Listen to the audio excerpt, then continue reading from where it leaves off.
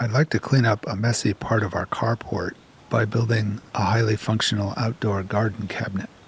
I'd like to take it beyond the 2x4 and chop saw method, and it would also be nice if it was economical, and maybe talk about my grand theory of woodworking. As this cabinet's going to sit in the carport next to my stacks of wood, I'm getting some inspiration from the textures and the patterns from the stacks of slabs that I have.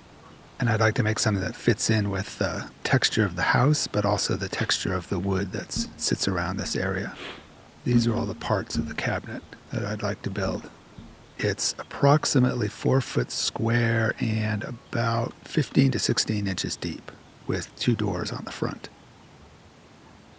Now, one thing I didn't scrounge, I have some pieces of poplar that I think I can use. I didn't quite feel like I had enough, so I added to that by buying 2 more pieces. I wanted the wood for the frames to be a little nicer than lumber. I'm planning on painting this, so it didn't have to be really nice. Poplar was about the right fit for that. I started by building the 2 side frames, which will be a rail and style panel method. I like to do it where there's a lot of panels and a lot of rails. And this will give kind of a more horizontal texture to the cabinet and maybe follow the pattern of the stacks of wood and the horizontal siding on our house. But not just be a copy of that, but give kind of the same scale and same feel. One thing I wanted to talk about for a long time is a grand theory of woodworking, if you can call it that. The idea that nothing in woodworking is very precise.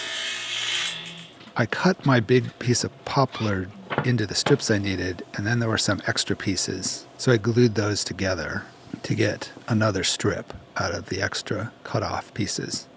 This is all going to be painted. I don't really need to worry about the seams in the wood. I can glue up smaller pieces to make the bigger pieces that I need.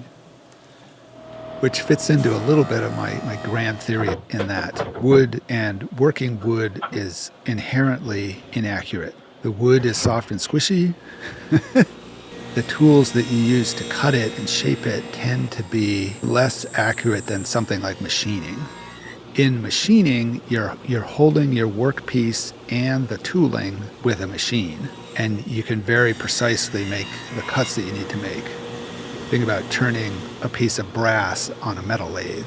You can make that within 1/1000th of an inch of the size that it needs to be. Whereas woodworking, even using bigger tools, like something that wouldn't be considered a hand tool, you're still pushing the workpiece through the tool with your hand. And something like using the wood lathe is even more so in that you're holding the tool with your hand. The thing that you make can be very beautiful, but it's oftentimes not very precise. And that's okay. The idea is to either cut off or hide that inaccuracy. Making a panel system, like a panel door, I'm making sort of a side for my cabinet, which is the same thing, it's just not on a hinge, uses this idea quite a bit in that it's very inaccurate, but it looks perfect. So I make the rails and stiles, and I fit the rail into the groove on the stile, and it's the seam on the face that I'm most concerned about. I want that seam to be nice and tight, but how thick the tongue is that's going into the groove on the stile only has to work with the glue that's going to be holding it together. The length of that tongue can vary a little bit. It doesn't have to touch the back of the channel. The spacing of the rails just has to be close enough that it looks right. It's that joint between the rail and the stile, that single line, that's the most important. And when putting the panel together, that's what I'm worried about. The size of the panel isn't really that important. It just has to be close. And the size of the panels that go within the frame just have to be big enough to fit within the channel, but not so big that they don't fit. And once the panel's glued up, I can cut the whole system to the right size. We got a new fireplace insert this summer, and when they delivered it, they laid down some sheets of 1/2-inch plywood to roll the piece into our basement. And they just left the plywood, and I was like, ooh, free plywood. So I've saved these 2 sheets, and this is what I'd like to use to make the panels and the back of the cabinet. I can cut the first sheet down a little bit to start making the panels for the side frame. And I'm just getting to smaller and smaller pieces. I did a dry fit on the frame, and I glued one side. I had so many places to glue, I was wondering how I was going to glue these panels together. So what I did is I glued one side of the rails, and I let that set up. Then I opened the piece back up again, and I put the plywood panels in. Then I can glue the other style on the other side. So I sort of did it in 2 passes, as I have 6 or 7 different glue joints to do, all on one side, all at the same time. So at this point, I'm just worrying about making sure that joint is nice and tight. And once the glue is set up, I can cut the panel down to size. This operation right here illustrates woodworking, where you glue up something bigger than it needs to be. You worry about the joinery being perfect, but you don't worry necessarily about some of the edges and the size of the piece, and you cut off the extra bit. And when you cut off that extra bit, then it's perfect, or at least it looks perfect. So without having to cut the stiles to exactly the right length and gluing the rails on in exactly the right place, you just make everything a little big and then cut off the extra. These 2 side panels are going to receive the back and the bottom and the top of the cabinet. So I'm going to cut some rabbets into the corners of the top and bottom and the back. And I do this after the panel's glued up, instead of trying to make these shapes in the pieces of wood before I glue everything together, which would be much more difficult.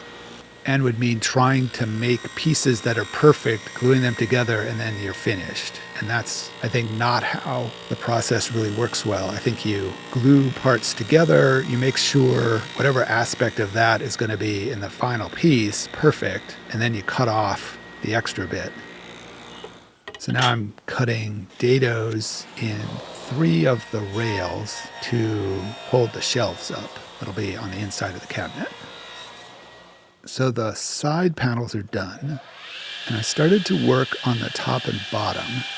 And when I started this, I thought I would use a sheet of plywood on the top and bottom, and I would make a strip, sort of a piece of trim, that would cover the end of the plywood and fit into the 2 side panels. And I'd also make a simple square piece to go between the back piece and the top and bottom piece of plywood, just to give it a little more rigidity and a place to attach the 2 pieces together.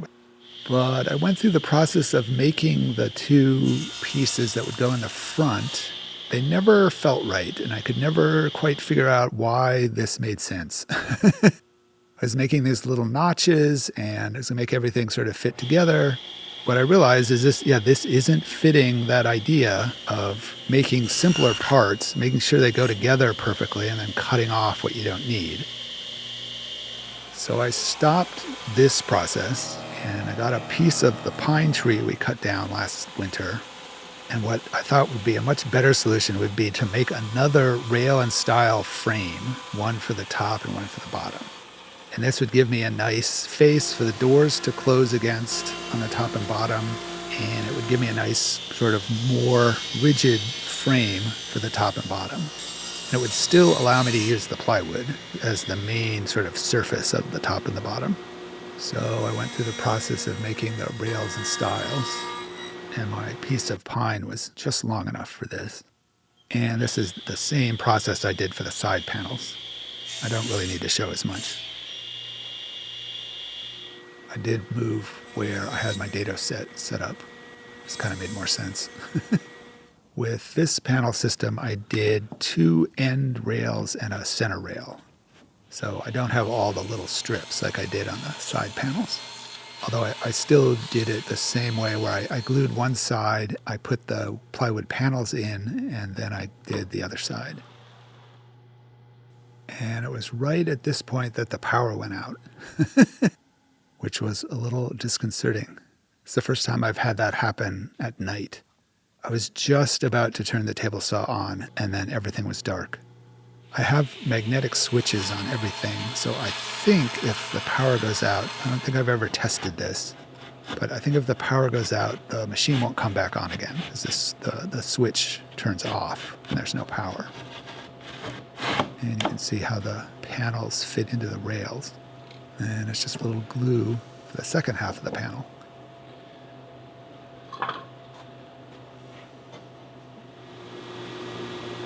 And because I changed my mind on the top and bottom, my rabbet at the top and bottom wasn't quite wide enough. I had it set up for a 1/2-inch piece of plywood, and now I needed a approximately 1-inch thick panel to fit into that rabbet. So that's something like 24 millimeters, 12 millimeters up to 24 millimeters approximately. And my panels were slightly too wide, so I cut them down.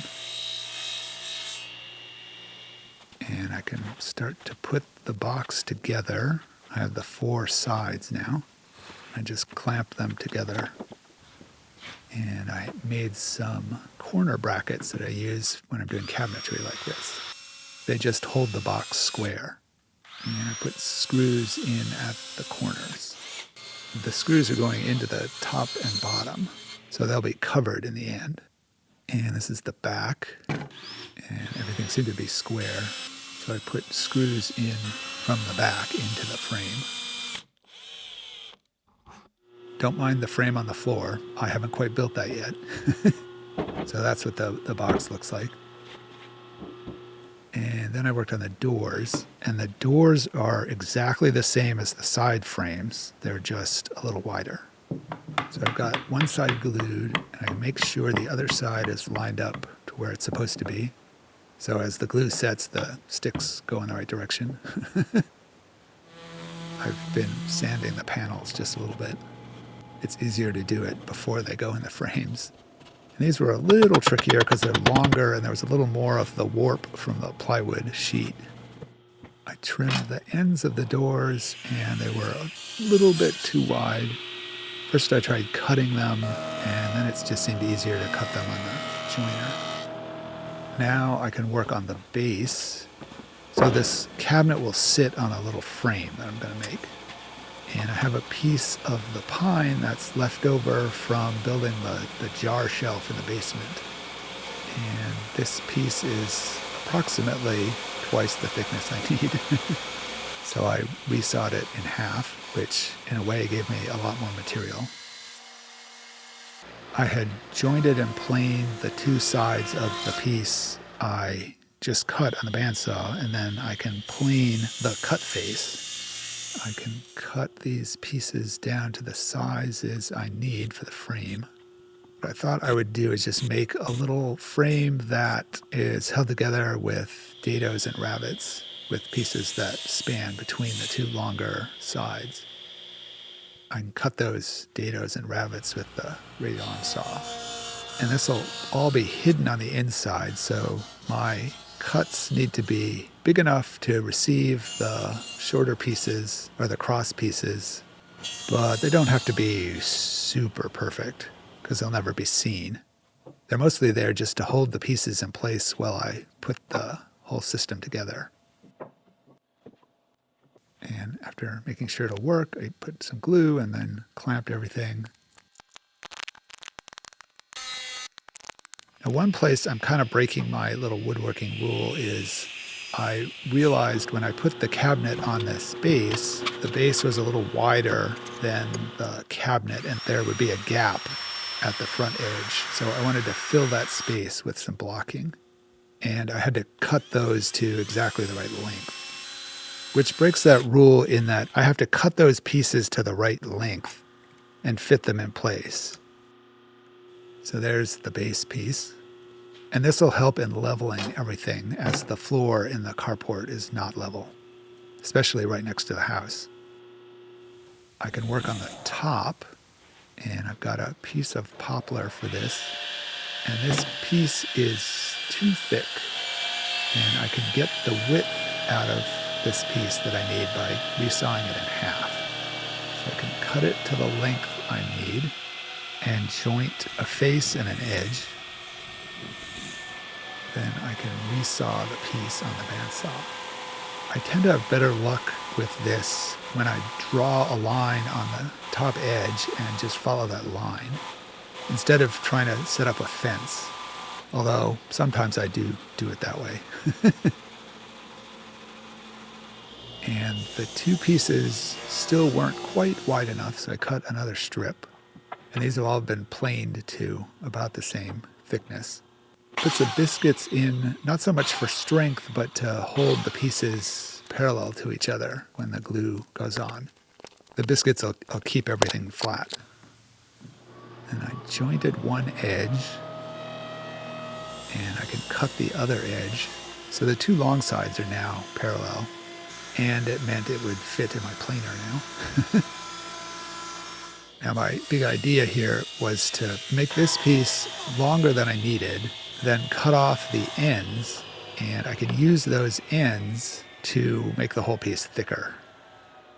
And I had two pieces for the sides, but they weren't quite long enough. One end goes between the two side pieces, and one end is at the end of the two side pieces. So it's kind of just gluing scrap pieces on the bottom so I can get some more thickness, using less material and keeping the top a little lighter.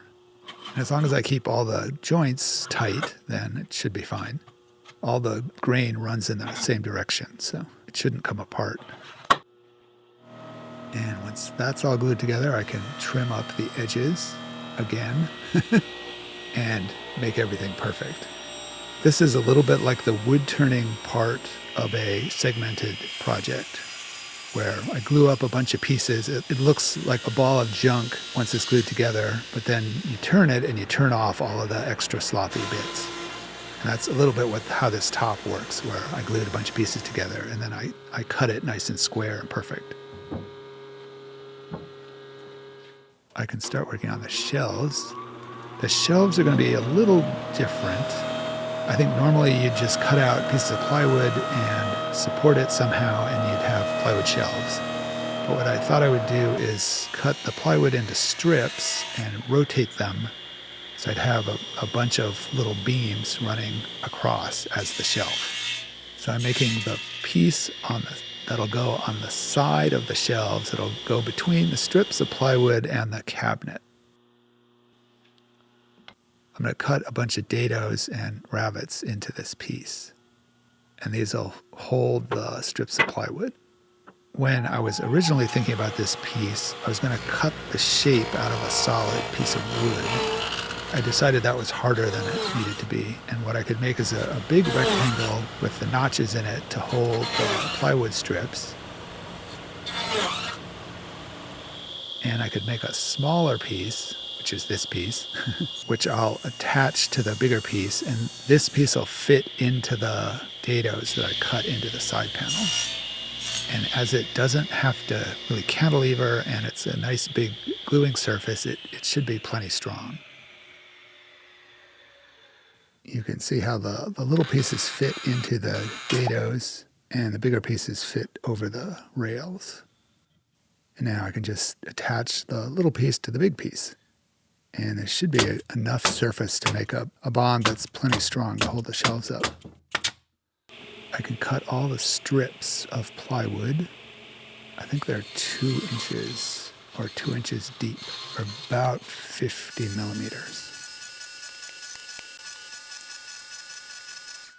Then I can cut them to length. I was cutting one end to make it square, and I had a stop set up that you can just see out of focus in the foreground. And I can just cut them all to length. I can do a dry fit. They were a little tight going in, but it worked. And I dry fit them into the cabinet.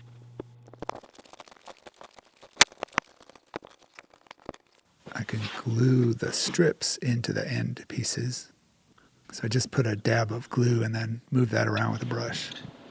Then it's just forcing the strips into the slots. It's a little hard because the strips would bend, so I'd have to kind of straighten them out by hand, and that would force them into the ends. For the front and back where I had the ravet, I just glued a strip in place and then used 2 nails to attach those. And I did one side, and I could flip the piece over and do the other side. And these are symmetrical, so one's the front and one's the back, but it doesn't really matter at this point. Then I need to make a center post. And this is going to be way oversized for structure, but it's more so it lines up with the 2-inch wide style in the center on the top and bottom, which I think in the end probably didn't really matter. It ended up, I have this giant post in the middle. But it does give something big and wide for the doors to close against. One thought was that I would put a lock on this cabinet, but I decided for now I probably really don't need that.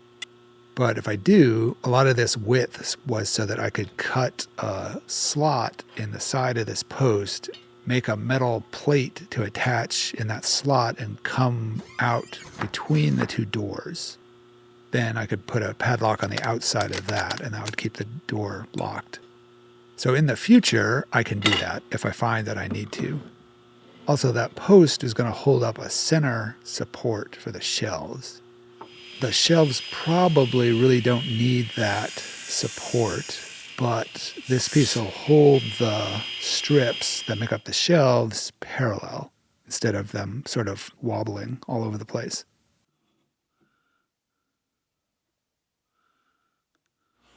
So I'm going to cut another piece with dados and ravets in it.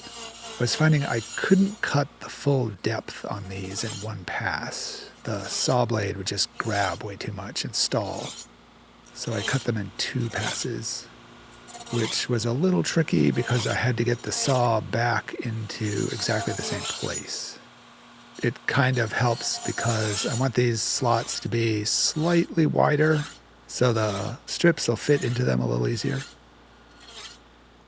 Now I'm going to paint, and I masked off a couple of spots on the shelves where they're going to fit with the cabinet, as I don't want paint there, as I don't think they'll fit together if there's a layer of paint. I started with one of the paint sprayers I have, and I thought it would work, but it just doesn't move enough paint, and I don't think it works that well with this thicker sort of standard house paint. So I gave up on that, and I did one of the shelves by hand, and that took forever.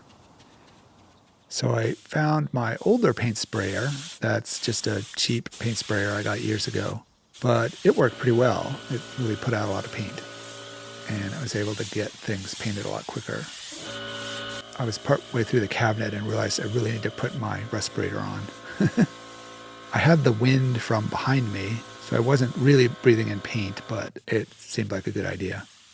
So the inside's going to be white, like our house, and the outside's going to be dark brown, like our house, which I thought kind of made sense. It will be dark on the outside, it'll match the house and kind of disappear into the wall of the carport. And then the inside will be nice and light, so you can see the things that are in the cabinet. Then I missed a few things that I did by hand in the shop.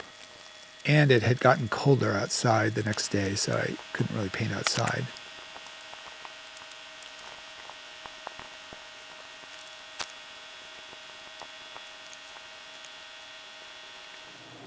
Took off the masking I'd put on.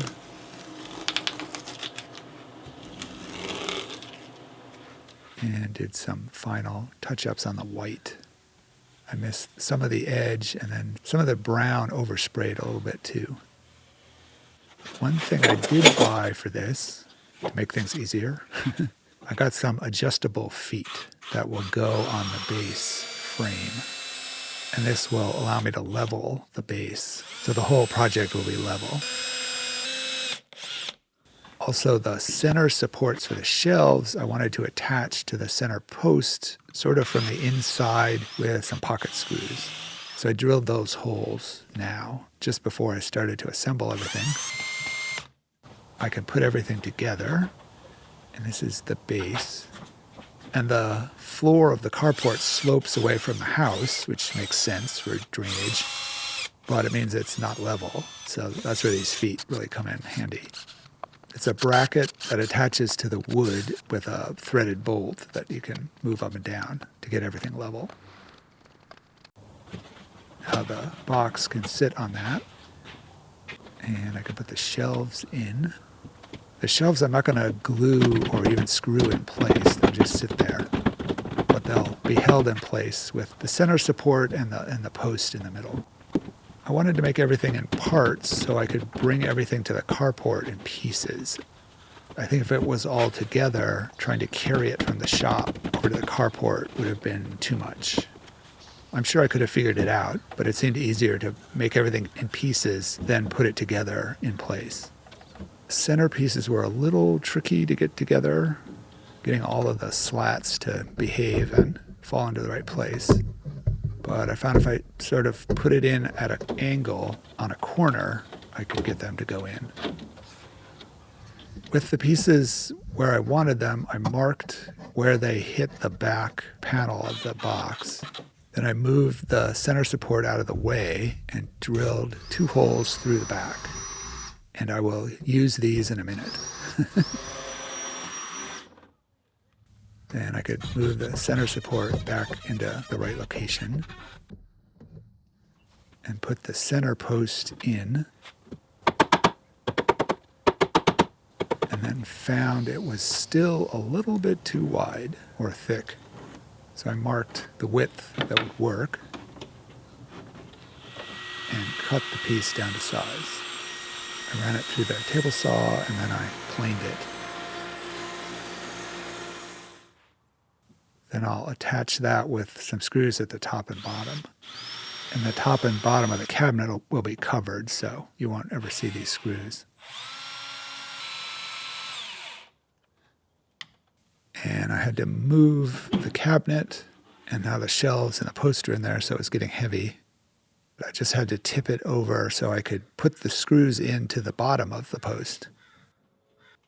I thought at one time of attaching this to the wall of the house, but I ended up not doing it that way. I just made a big base with feet, and that seems to be okay. And I can get the center supports in the right place and attach those through the back, through the holes that I drilled earlier. Drilling the holes let me know where those supports were on the back, so I didn't have to guess. Then I can use the pocket screws that I started earlier. This is how the support attaches to the post. And I attach the box to the base, just with 4 screws on the inside. Then the top will just sit on the top of the box. I'll attach that with just 2 screws on the inside. I want the top to be able to expand and contract as it's a whole bunch of side grain. So just 1 screw at each end, and that should be fine. It's just sitting there. Then the doors need to go on.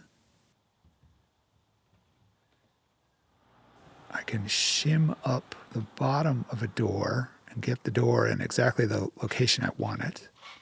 And I did really simple hinges that just go on the outside. So I can just get the door where I want it and then just attach the hinges.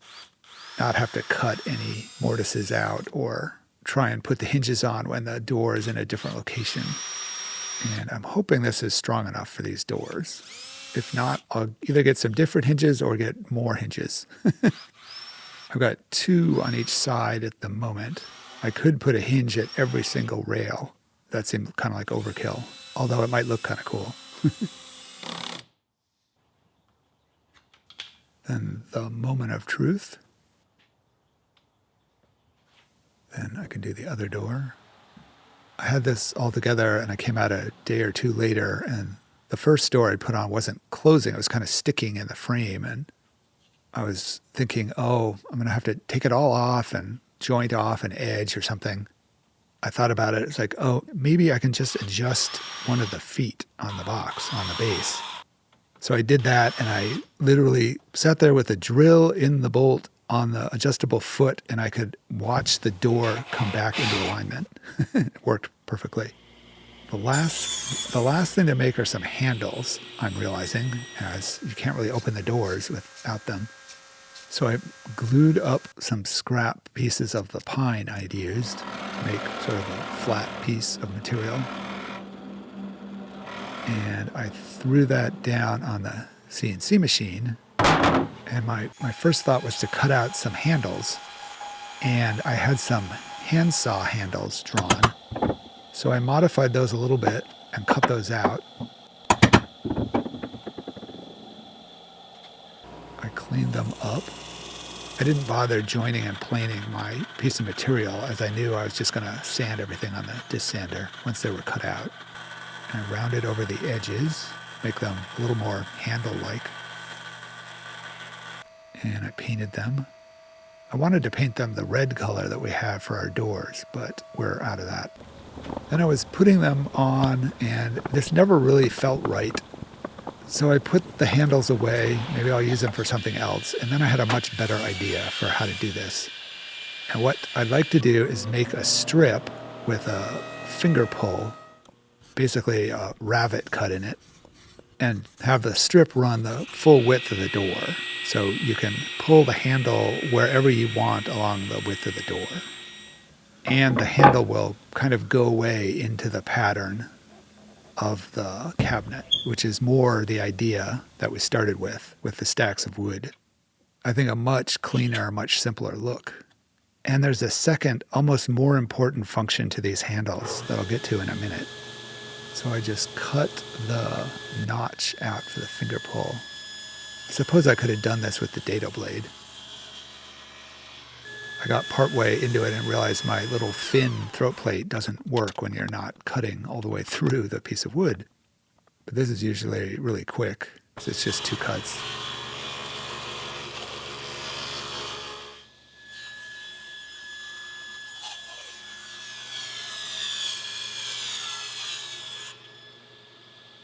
And I rounded over the corners. I had cut them to the right length. In these, I painted the same dark brown color, so they'll kind of disappear into the pattern of the cabinet. The other function to these is that I've set the shelves back a little bit, and the idea is to put hooks on the inside of the doors so I can hang things on the inside of the doors. And the full width handles gives me more material to attach those hooks to. I can have a longer thread going into the thickness of the door, because the handle makes the door thicker at that rail. So it's serving both as the pull and also to give the door more thickness, to be able to hang things on the inside. I got some magnetic stops to hold the doors shut. Those are easy to install. Mostly just a matter of figuring out where all the parts go. So one little problem is it's so airtight, if you close a door too fast, it opens the other door. I may have to drill a little hole on the back or something. So you can see I'm adding some hooks to the inside of the door. Lots of depth in the material to put that hook into.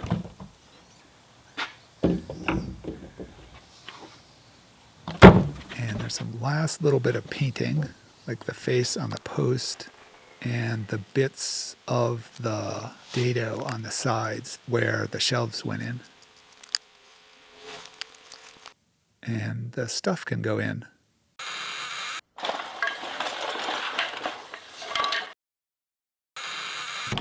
And that's how it turned out.